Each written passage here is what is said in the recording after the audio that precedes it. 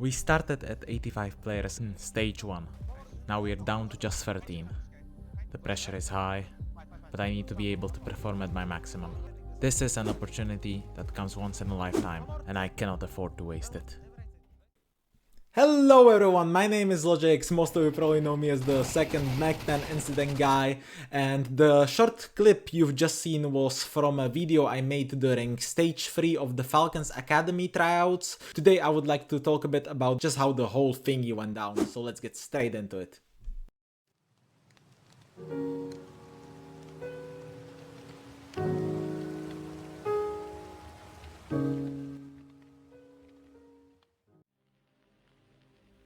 The applications for the tryouts were done through a website which the Falcons promoted on their social media. After filling out the form where they asked me about stuff like my age, FaceIT ELO and my team experience, I waited for like a week for a reply and they said yes. The communication was done through a private Discord server and the tryouts took about 1 month to conclude, and in this time period I played on 6 different occasions. So you guys already heard me talking a lot about the different stages the tryouts were progressing into, so I would like to explain what that whole shebang was about. The whole tryouts were split into 3 stages in total.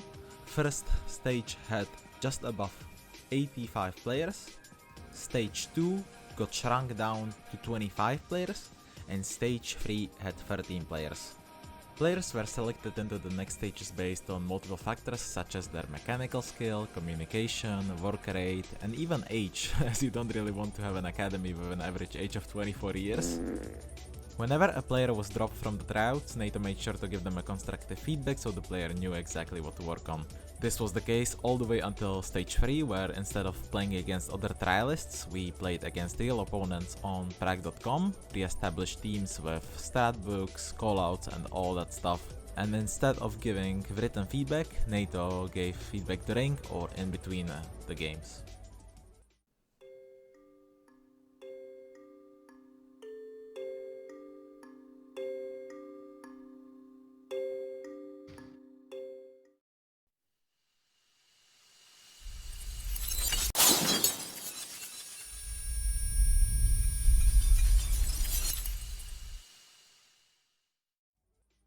So, as many of you know, there was a speculation going around on mostly Twitter that since 4 players who ended up on the final roster are currently signed with NATO's own scouting agency, that being NIF Pro.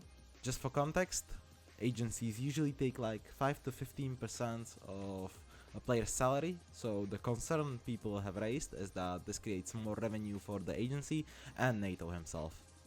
I want to clarify that from my own experience, joining the team was never conditioned on signing with NIF Pro. I cannot exactly confirm whether the other guys were offered to join the team only if they also signed with the agency, but from the short time period of working with NATO, he doesn't really strike me as a guy who would do something like this. He was very fair and vocal during the whole tryouts, and he showed me ways to be a more versatile player, which I can only thank him for.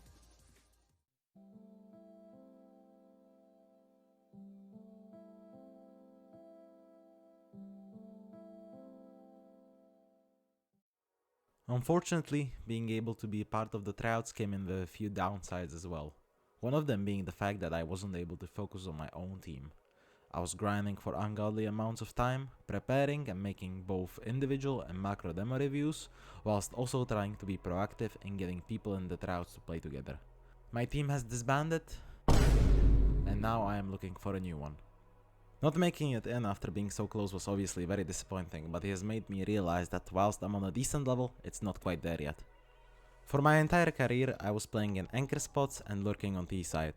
This has led me to develop a rather passive and very playing by the book playstyle, and even NATO pointed this out in his feedback. This experience changed my perspective on life as well. I realized that I want to be in control of things that affect me. This means I am going to transition from anchor and lurk to a role that influences the game a bit more. Whether that is going to be an aggressive space taker, maybe someone like Don, or a young IGL like ZTR or Brawler.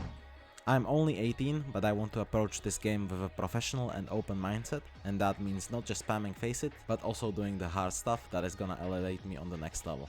I'm going to continue posting videos and other content on my social media, and I want to share a bit more in-depth content on how it feels to be an up-and-coming player, because grinding CS has actually been one of the most challenging things in my life, and I have a lot of things to share. Feel free to join me on this ride of becoming a pro and drop a sub here or follow me on the other social media. This was Logix, and have a lovely day.